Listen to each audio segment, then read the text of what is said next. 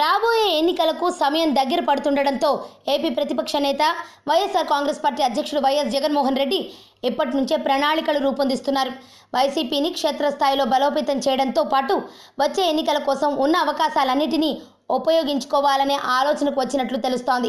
వచ్చే ఎన్నికల్లో ఎలాగైనా అధికారంలోకి వచ్చేందుకు బ్రహ్మాస్త్రాలను సిద్ధం చేస్తున్నారు జగన్.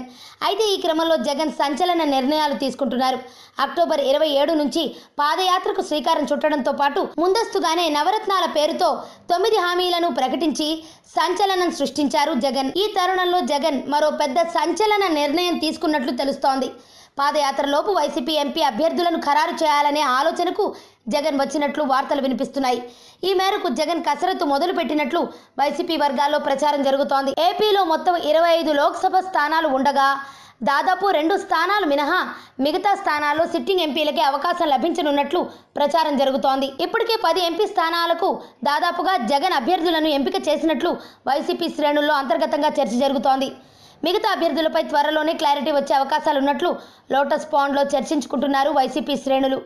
విజయవాడ నుంచి ప్రముఖ పారిశ్రామికవేత్త నిమ్మగడ్డ ప్రసాద్, గుంటూరుకు సూపర్ స్టార్ కృష్ణ సోదరుడు ఘట్టమనేని ఆదిశేషగిరిరావు, విశాఖ నుంచి సుబ్బిరామిరెడ్డి పేర్లను జగన్ ఖరారు చేసినట్లు వైసీపీ నేతల్లో ప్రచారం జరుగుతోంది.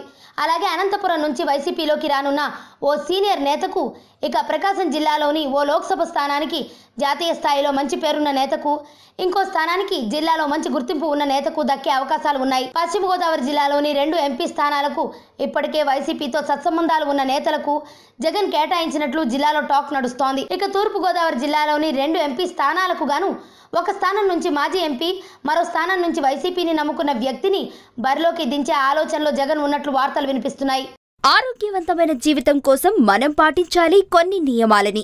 చిన్ని చిట్కాలతో చింతలేని జీవితాన్ని ఎలా గడపాలి అనే దానికి వీక్షిస్తూనే ఉండండి మన ఆరోగ్యం యూట్యూబ్ ఛానల్. మరిన్ని ఆరోగ్య సూత్రాలకు సబ్స్క్రైబ్ చేసుకోండి.